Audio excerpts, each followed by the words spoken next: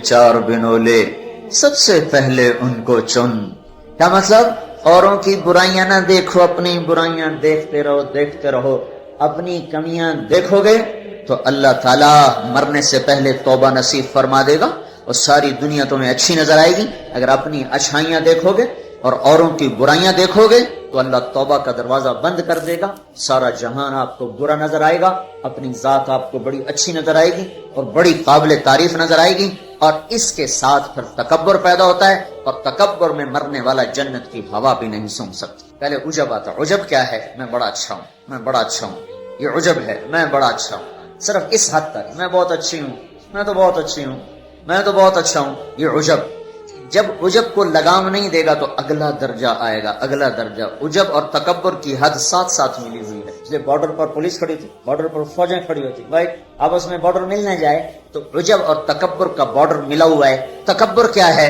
میں بڑا اچھا، وہ بہت گندا. میں بڑی اچھی، وہ بہت گندی.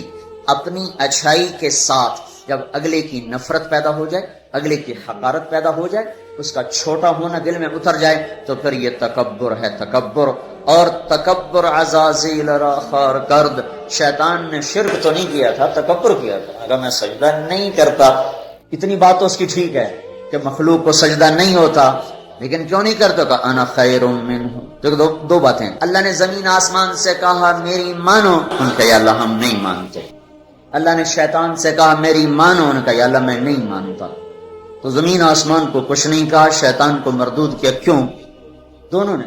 انا اردنا الامانۃ علی السماوات والارض والجبال. ہم نے آسمان، زمین، گلگت کے پہاڑوں کو کہا میری امانت اٹھاؤ. فابین ان یحملن منها. اور کہنے نہیں اللہ ہم نہیں اٹھاتے، ہم نہیں اٹھاتے، ہم نہیں اٹھاتے. ان کو تو کچھ نہیں کہا. اللہ نے کہا وَإِذْ قُلْنَا لِلْمَلَائِكَةِ اسْجُدُوا لِآدَمَ فَسَجَدُوا إِلَّا إِبْلِيسَ. اللہ نے کہا سجدہ کرو. شیطان نے کہا میں نہیں کرتا. ما منعك ان تسجد لما خلقت بيدي. تو سجدہ کیوں نہیں کرتا؟ زمین آسمان تم بوجھ نہیں اٹھا رہے. نہیں اللہ ہم نہیں اٹھائیں گے. شیطان تو سجدہ کیوں نہیں کر رہا؟ میں نہیں کر رہا. فرق کیا ہے؟ شیطان نے کہا میں نہیں کرتا. کیوں نہیں کرتے ہو؟ انا خیر منہ، میں اچھا ہوں، یہ برا ہے. خلقتنی من نار، میں آگ سے بنا، آگ اوپر جاتی. دیکھو نا، دیا سلائی کو آگ لگاؤ اور اس کو الٹا بھی کرو تو آگ اوپر جاتی، آگ اوپر جاتی. خلقتنی من نار وخلقتہ من طین، میں آگ سے، یہ مٹی سے. استکبر، وہ متکبر ہوا. نہ کہا دفع ہو جا. اچھا زمین آسمان نے کہا ابھی اللہ ہم نہیں اٹھاتے. اللہ کہا کیوں؟ اشفق، یا اللہ ہمیں تیرا ڈر، اللہ ہمیں تیرا خوف ہے کہ ہم تیری امانت اٹھا نہیں سکیں گے. اللہ ہماری ہمت نہیں کہ ہم تیری امانت. اشفقنا منہا، وہ ڈر گئے کہ اللہ ہمارا بس کا نہیں ہے. اللہ کا جاؤ معاف کر دیا. انہوں نے کہا میں اچھا ہوں، مردود ہے قیامت تک کے لیے. تو میرے بھائیو بہنوں، ایک بہت بڑی آگ ہے جو جنگل کی آگ سے بھی زیادہ شدید ہے، اور یہ زبان کا غلط بول ہے. یہ غیبت ہے، یہ غیبت جو سب سے زیادہ انسانوں کو جہنم میں لے کر جائے گی، سب سے زیادہ انسانوں کو جہنم میں گرائے گی. عیسیٰ علیہ السلام گزر رہے تھے، ایک ڈاکو بیٹھا تھا پہاڑ کی چوٹی پر. اس کی نظر پڑی، اس کو خیال آیا میں کیا زندگی گزار رہا ہوں. انہوں نے کہا یا اللہ میری توبہ مجھے معاف کر دے، آئندہ تیرے نبی کا ساتھ دوں گا. اور یہ کہہ کر پہاڑ سے نیچے اتر آیا اور ساتھ چل دیا. ایک آدمی عیسیٰ علیہ السلام کے ساتھیوں میں سے، اس نے پیچھے مڑ کے دیکھا تو وہ ڈاکو.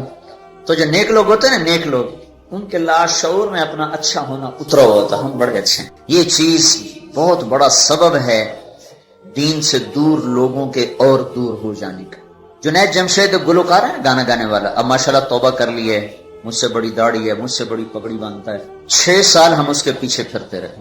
جب اللہ نے اس کو توبہ کی توفیق دے دی تو اس نے مجھ سے کہا میں صرف اس وجہ سے ان راہوں پہ چلا کہ تم نے مجھے حقیر نہیں سمجھا اور نفرت کا اظہار نہیں کیا. اور دوسرا، کبھی فتویٰ نہیں سنایا کہ تو حرام کھاتا ہے. حرام ہی تو کھا رہا ہے، لیکن ہم نے کبھی منہ سے نہیں کہا تو حرام کرتا ہے، حرام کھاتا ہے.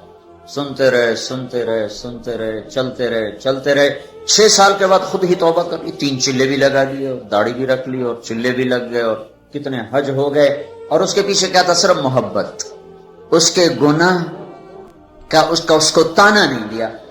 تو یہ جو تانا دینا ہوتا ہے یہ اور لوگوں کو دین سے دور کرتا. تو اس آدمی نے، عیسیٰ علیہ السلام کے ساتھی نے یوں دیکھا اور بڑی حقارت سے کہا بڑے آئے ہیں جو نیک لوگ ہوتے ہیں، نیک پاک عورت، پردے دار عورت کوئی آ گئی ایسی بیچاری تھوڑی سی اعمال میں ڈھیلی تو اس کو بڑی ایسے نفرت کی نظر سے دیکھتی، آپ بڑی نیک حاجن بنتی، اس کو ایسی نظر سے دیکھتی. یہی حال یہ پکے پکے نمازیوں کا ہے. یہ ایسے دیکھتے ہیں کہ جیسے پتہ نہیں اگلا دین سے ہی نکل گیا ہے.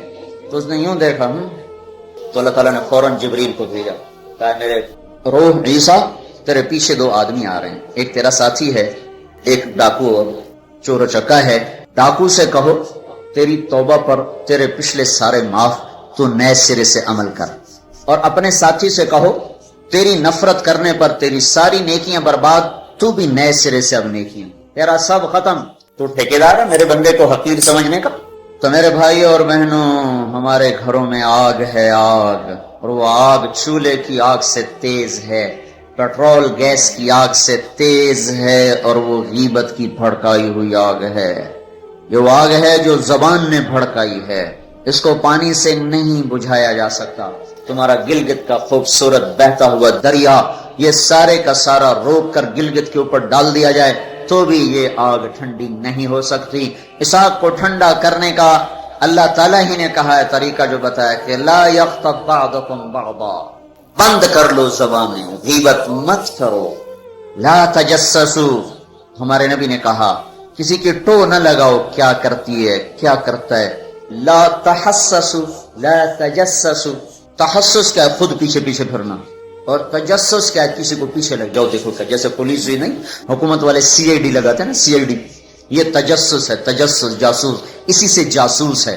تجسس سے جاسوس. اور وہ رپورٹ لکھتے ہیں، وہ الٹی لکھیں سیدھی لکھیں، اسی پہ فیصلے ہوتے ہیں. تو میرے نبی نے کہا کسی کی ٹو نہ لگاؤ، کسی کی برائیاں نہ دیکھو، برائیوں پہ پردے ڈالو، اچھائیوں کو اچھالو، تو اللہ تمہیں سیدھا جنت کی راہوں پر لے جائے. تو جہنم وہ ہے جس میں مسلمان مرد عورتوں کو ڈالا جائے گا جو نافرمانی کرتے، نماز چھوڑتے مر گئے، سود کھاتے مر گئے، حرام کھاتے مر گئے، رشوت لیتے مر گئے، نماز چھوڑتے مر گئے، روزہ چھوڑتے. ایک اور بتا دوں، یہ گناہ تو عام ہے، بہنوں کو حق نہیں دیا اور اس کے ساتھ مر گئے. بہنوں کا حق ہے نا باپ کی جائیداد میں، ماں کی جائیداد میں. اگر باپ نے 3 روپے چھوڑے ہیں، ایک بھائی 2 بہنیں ہیں، 2 روپے ایک بھائی کو ملے اور آدھا آدھا ان کو ملے گا، تو کیا ہوا بھائی؟ ادھر کیا ہوتا ہے؟ ادھر کیا ہوتا ہے؟ سارا حق بھائی دبا کے بیٹھ جاتا، سارا حق بھائی نے دبایا. اور بھائی کیا ہوا؟ کہا جی ہمارا رواج کوئی نہیں، ہمارا رواج کوئی نہیں. اچھا، قرآن تو کہتا ہے للذکر مثل حظ الانثیین، 2 بیٹیوں کے برابر ایک بیٹے کا حصہ ہے. 1 روپیہ بیٹی کو ملا، 2 روپے بیٹے کو ملیں، 8 آنے بیٹی کو ملے، 1 روپیہ بیٹے کو ملے گا. پر اللہ تبارک و تعالیٰ نے عورت کا حق پہلے بتایا، مرد کا حق بعد میں بتایا. للذکر مثل حظ الانثیین، للذکر مثل حظ الانثیین. اور یہاں ساری گلگت کی وادی بہنوں کا حق کھا جاتی ہے، اور کوئی کہتا بھی نہیں کہ حرام ہو گیا، حرام ہو گیا. تو رشوت کھائے تو کہتے رشوت کھاتا ہے، کوئی سود کھائے کہتے بڑا مجرم ہے سود کھاتا ہے، کوئی ڈاکہ ڈالے تو کہتے بڑا ظالم ہے ڈاکے مارتا ہے. سارے گلگت والوں نے بہنوں کے حق پہ ڈاکہ مارا، نہ کوئی مقدمہ ہوا، نہ کوئی فریاد ہوئی، نہ کسی نے ہائے کی. اور کسی بہن نے کچھ مانگ بھی لیا تو الٹا اس پہ چڑھائی ہو گئی. بہنوں کا حق کھاتا ہوا مر گیا، جنت کی ہوا بھی نہیں لگی. ماں کا حق کھا لیا، خامد مر گیا، اللہ نے ماں کا حق رکھا ہے. اولاد ہے تو 8واں حصہ ماں کا ہے، اولاد کوئی نہیں 4تھا حصہ ماں کا ہے. باپ مر جاتا ہے، مائیں بیچاری فقیر بن کے بچوں سے خیرات مانگتی ہیں، حالانکہ اللہ نے خامد کے حق میں سے 1/8 ماں کا حق رکھا تھا، کوئی نہیں دیتا. ماؤں کا حق ہڑپ، بہنوں کا حق ہڑپ، اور پھر اس کے ساتھ یہ احساس بھی نہیں ہے کہ میں مجرم ہوں، میں نے ظلم کیا ہے، یہ احساس ختم ہو گیا ہے. تو بھائیوں میرے بہنوں، اللہ نے جہنم کو بنایا ہے نافرمان مسلمان مرد عورت کے لیے. اگر توبہ نہ کی تو اس میں جانا ضرور ہے. جو ہے نا آخری آدمی ہے جو نکالا جائے، جب وہ نکالا جائے گا تو اللہ تعالیٰ کہیں گے اس کو نکالو، ایک آدمی دوزخ میں اس کو نکالو. تو وہ جبریل آ کر کہیں گے بھی اس کو نکالو. تو دوزخ کا فرشتہ مالک کہے گا کہ دوزخ نے ایک کروٹ بدلی ہے، اس میں ہر چیز کو اس نے الٹا پلٹا کے پھینک دیا ہے، مجھے سمجھ میں نہیں آ رہا وہ کہاں پڑا ہوا ہے. تو جبریل کہیں گے یا اللہ وہ مالک کو پتہ نہیں چل رہا وہ کہاں پڑا ہوا ہے. تو اللہ تعالیٰ کہیں گے جاؤ فلاں پتھر کے نیچے دبا پڑا ہے. میں نے پتھر بتایا تھا نا، پتھر کیا ہوتا ہے، پتھر کیا ہوتا ہے جس کے نیچے پہاڑ بھی پگھل کے پانی بن جائیں گے. اللہ تعالیٰ کہیں گے فلاں دوزخ کے کونے میں پتھر کے نیچے ہے، تو جبریل بھی اندر جائے گا اور وہ مالک بھی اندر جائے گا، وہ پتھر کو اٹھائیں گے تو نیچے منہ کے بل گرا پڑا ہوگا اور اس کے اوپر آگ ہی آگ ہوگی، اور وہ زبان سے کہہ رہا ہوگا یا حنان یا منان۔ ایک دفعہ جبریل آئے گا، یا رسول اللہ آپ کو دوزخ کے سنوں کا سنیں کہ جہیم میں حاویہ میں منافق ہیں، جہیم میں مشرک ہیں، سقر میں صابی ہیں، مجوس ہیں، اور سعیر میں مجوس ہیں، لظہ میں یہود ہیں، حطمہ میں عیسائی ہیں، اور کہہ کر جبریل چپ ہو گئے۔ تو آپ نے کہا اور کیا؟ کہ جی آپ سے شرم آتی، کہنے نہیں بتاؤ، کہا جہنم میں آپ کی امت ہے، نافرمانی کرتے ہوئے جو مر گئے توبہ کیے بغیر۔ تو ہمارے نبی بے ہوش ہو کے گر گئے اور روئے جا رہے، نہ کسی سے بات کر رہے، نہ کلام کر رہے، نہ کھانا کھا رہے، روئے جا رہے۔ حضرت عمر رضی اللہ تعالیٰ عنہ اجازت مانگنے گئے تو آپ نے اندر آنے کی اجازت نہیں دی۔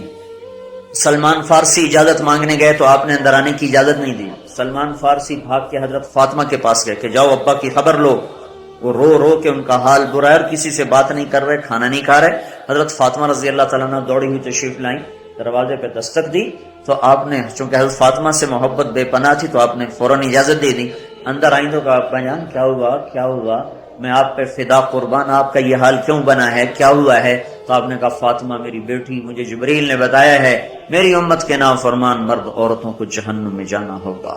اور آپ نے کتنے نوجوان ہوں گے جو کہیں گے ہائے ہماری جوانی پہ کرم میں رحم کرو، پر کوئی رحم نہ کھائے گا۔ کتنے بوڑھے ہوں گے جو کہیں گے ہمارے بڑھاپے پہ رحم کرو، کوئی رحم نہ کھائے گا۔ کتنی عورتیں ہوں گی جو ننگی ہو کر جہنم میں پھینکی جائیں گی اور ان کے بالوں کی چوٹیوں سے پکڑ کر فرشتے ان کو گھسیٹ رہیں گے اور کہیں گے ہائے ہائے ہماری بے پردگی، ہم پر رحم کرو۔ ان پر کوئی رحم کرنے والا نہیں ہوگا۔ مجھے یہ خبر رلا رہی ہے، بے قرار کر رہی ہے۔ تو لیبلوکم ایکم احسن عملا، ان قریب موت پر یہ سب کچھ کھل کے سامنے آنے والا ہے۔ اللہ تعالیٰ نے اس کی تیاری کے لیے ہمیں یہاں بھیجا ہے۔ ہم آزاد نہیں ہیں، اللہ اس کائنات کا بادشاہ ہے، زندگی موت کا نظام بنایا اور عزت اور ذلت کا نظام بنایا، جنت اور جہنم کا نظام بنایا، عرش فرش زمین آسمان چاند تاروں کا نظام بنایا، اور دنیا اور آخرت کی ساری عزتوں تک پہنچانے کے لیے حضرت محمد صلی اللہ تعالی علیہ وسلم کو راہبر بنا کر، ہادی بنا کر، قیامت تک کے آنے والے انسانوں کے لیے رہبری کا طریقہ دے کر آپ نے مدینے مکے کی پہاڑیوں سے آپ کو چاند بنا کے، سورج بنا کے آپ کو طلوع فرمایا، اور پھر قیامت تک کے لیے سورج چمکتا رہے گا، یہ چاند چمکتا رہے گا، نہ یہ گھٹتا ہے، اور نہ اس پر کوئی گہن لگتا ہے، نہ اس پر کوئی داغ آتا ہے، نہ اس میں کوئی آگ ہے۔ آپ ساری دنیا کے مردوں عورتوں کے لیے عزت کا راستہ لے کر آئے، بلندی کا راستہ لے کر آئے، کامیابی کا